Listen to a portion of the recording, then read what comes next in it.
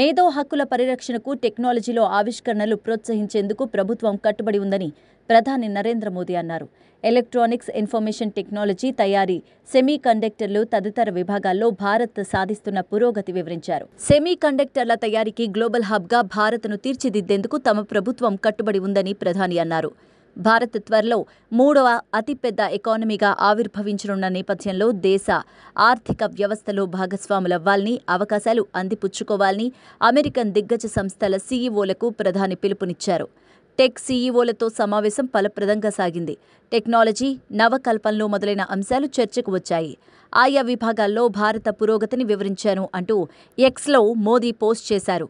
మాసాచ్యూసెట్స్ Institute of Technology, MIT, school of engineering నిర్వహించిన సమావేశంలో Google CEO Sundar Pichai, Adobe CEO Shantanu Narayen, Accenture CEO Julie Sweet తదితరులు పాల్గొన్నారు.